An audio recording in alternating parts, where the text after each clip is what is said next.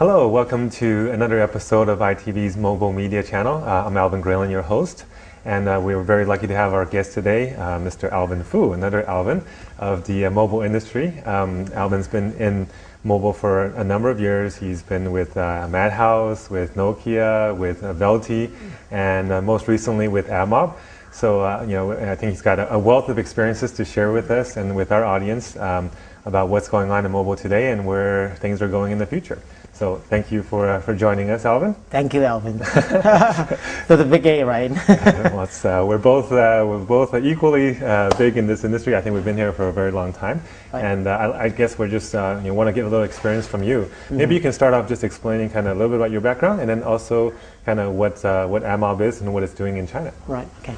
Well, basically, I'm actually heading up AdMob in China, and AdMob is actually an acquisition that was actually done by Google some 2 years ago, and this is a company that was recently acquired, and Google paid some $750 million, and it's now part and parcel of the whole Google mobile aspirations.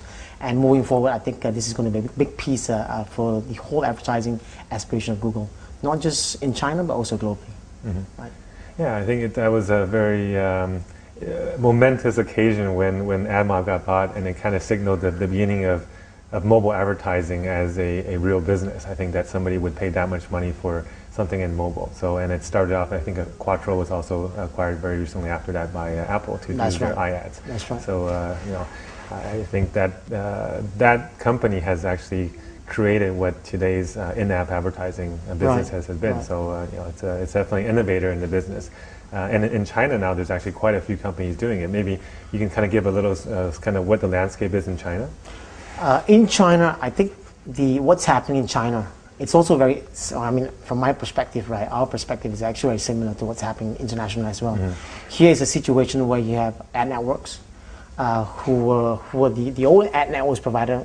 These were the people who were in the web advertising. And of course now you have got the guys who are in the in-app advertising, which what Google is doing, the AdMob is doing, and which some of the local guys like DuoMob and even Madhouse is also doing as well. Mm-hmm. So internationally in China, I think it's pretty much the same. But the only thing is that it's actually, progressing at different stages. But in terms of how they are moving, as far as the overall landscape is concerned, right, whatever that exists in the States, right, on a global scale, right, exists in China. You have got the mediation company who does mediation. You got the guys who are in-app advertising, and you got the guys who is just purely mobile ad agency. Mm-hmm. So I think in terms of the landscape is pretty much the same. It's just that we're moving at different pace, and a lot of people are just trying to figure out what's happening and trying to figure out what works and all that. I don't think anybody has an answer to exactly what works. Yeah.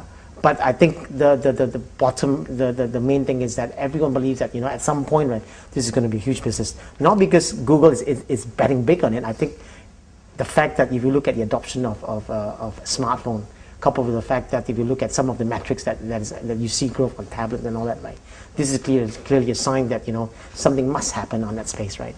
And I think and of course coupled with Apple iAds and also Google and a whole bunch of other guys who are on it, right? That clearly is a sign that we are definitely moving in that direction. Mm. So how far ahead do you think the Western market or U.S. market is versus what China is today? I think in the States it's probably 12 to 18 months, 12 to 18 months ahead, in the sense that there are lots of drivers in the States that they are leading the market in the sense that in reality the States actually was at one time, right, behind China. Yeah. Right, and of course, really, iPhone really changed all that, and of course, Google somehow with Android accelerated that.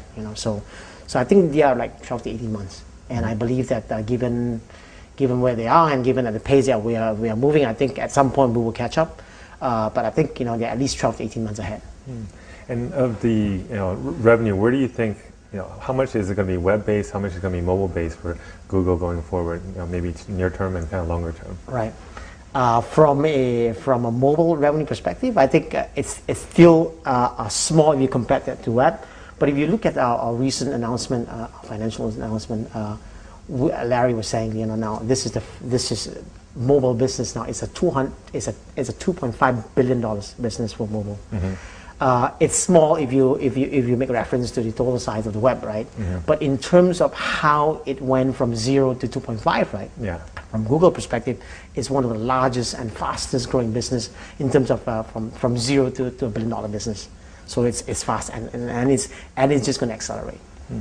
Yeah, I completely agree, and we see that today. I mean, it's amazing how many new smartphones are getting sold in the marketplace. In fact, I think they just announced now China has overtaken the U.S. in terms of new smartphone sales. Right. Right. That's pretty amazing considering where things were a couple of years ago. Right. And right. The price points of where these devices are coming in. Right.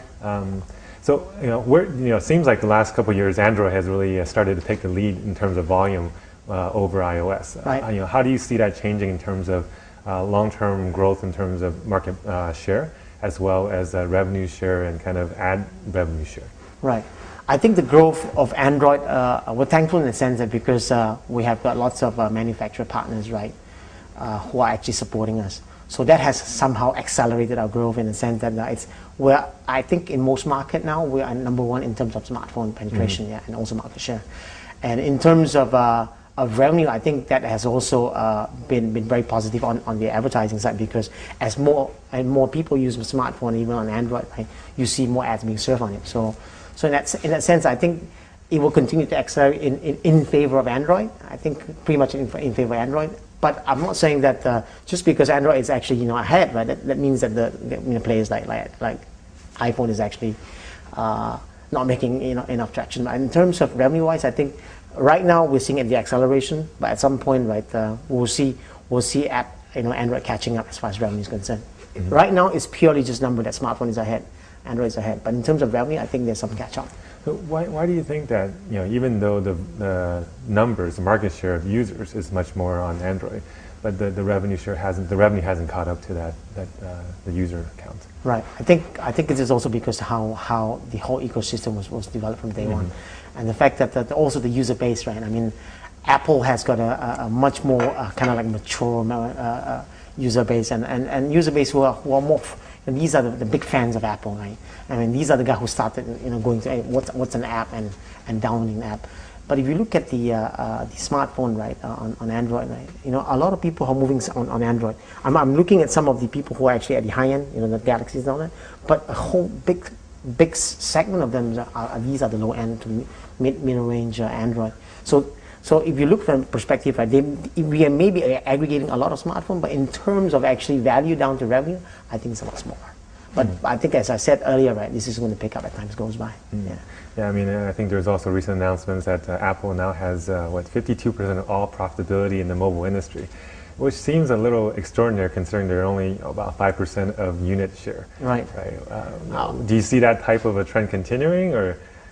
I read a report recently that says that, correct me if I'm wrong, right? I think it was saying that the Android market, right, commands something like 7% of what App Store is doing here. I'm not exactly sure on which metrics they are basing, but the fact was, you can see very clearly, because I think it's a lot more mature in App Store because the payment is in place, and it's a lot more mature. The user base is a lot mature, right? Yeah. But as opposed to the Android market, there's still a lot more on free games, and freemiums and all that stuff, and also because of payment. And right now, as you know, the only pay-on is actually to Google Wallet, right? Yeah. And I think this needs to improve. And at some point, I think when we see more integration on payment, I think that will accelerate. Right. Yeah, that makes sense. And I think they're doing a lot on the NFC and payment side coming up, so Android should make some big strides there. Right. Actually, let's move to one of your former employees or employers, Nokia. Right. So they recently announced that they're going to essentially ditch Symbian and MeeGo and go to Windows or Windows Phone. What do you think about that? And do you think that's the right strategy for them? Well, from a personal perspective, right? I think had I been if I had been in that position to decide, right, I think Nokia could have been much better if they would have taken the Samsung playbook. Yeah. This is not a matter of choosing which platform, but at least they've chosen maybe Android platform at the time, right? That would have at least allowed them to accelerate. Yeah. Right. So, but it sounds like you don't necessarily agree that Windows is the right platform for them to put their bet on. Well, again, I would definitely give them the benefit of the doubt. I had the opportunity to look at the latest Windows 7. The Lumia. The Lumia. I must say, the phone, the design, and the response and the feel looks pretty good. Yeah, but I think the only thing is that because it has taken them quite a fair bit of time to come to where they are right now. So I think it's going to be a uphill task to really dish out on those phones. Yeah. But the phone in general looks decent. I think for the first time, from my perspective, right, I think Windows has actually come up with a platform that actually at least is competitive. Yeah. Whether they will make sufficient traction, I think you still need to look at many, because if you look at the whole ecosystem, it's just not the phone. I mean, it's the payment, it's the app store, and a whole bunch of other things, right? Yeah. So if you add that all up together, I think there's a humongous task that Nokia and Windows needs to put together. Yeah, I mean, they're up against not just Android, but also Apple, which has got a lot more mature platform in that sense. Yeah, I mean, I think Nokia's always been respected for their hardware. They've had very elegant, durable, good battery life, and the new design actually is very nice. I've seen some the products, and it feels good. But definitely it's 3 years too late, probably. Yeah, I mean, had that product been out in market 2 years ago, I think they will be in the race. Yeah, but 2 years. 2 years is a long time mobile, right? You know what I'm saying? So yeah, it's like dog years. So unfortunately, I think 2 years is a long time. They've taken too much of the time. I think Galaxy or Samsung, on the other hand, really picked the right strategy, in the sense that I said to you, if you had to pick a strategy to work on a mobile playbook, I picked Samsung in a sense, because to pick a platform that works in their favor. And Android was there 2 years ago, right? And Nokia could have just picked the platform and roll Android in 6 months, right? So 2 years. Yeah, in fact, a lot of people were still saying that Migo might have been a better platform than Windows 7. Maybe, so, who knows, right? But let's get a little more practical. Let's talk about kind of what you guys are doing in some, I guess, specific kind of customers that are using your product. What's working, what's not working. Right. Maybe you can talk a little bit about that. A big portion of I'll share with you what works. Yeah, it's kind of like it's going to be a long tail if you start to tell what doesn't work, right? Bulk of our clients, right, are still largely driven by performance-based, they call it lead generation or whatever you call it, it's performance-based, right? And most of these people are the app developers, and it's just the nature of the whole ecosystem. Sure. I mean, the app developers are the first people who actually develop the whole ecosystem on App Store, and it's also makes a lot of sense for these people to spend a lot of money on the App Store and advertising the apps, right? So these are the big chunks of customers who are spending a lot of money on the networks. Not just an ad mob, but across, right? So these are the customers who are driving the ad spend on. So what percentage do you say are kind of branded customers versus the app development customers? I think right now you're looking at at least 70-30, 70 in favor of the app developers. Brands are gradually coming in, because brands, I think this year is really an app development. It's like an app development year for the brands. It's like every brand, we got to have an ad. We need an ad. We must make an app. It's like, because everyone is doing an app, nobody really thought about it. Do we need an app?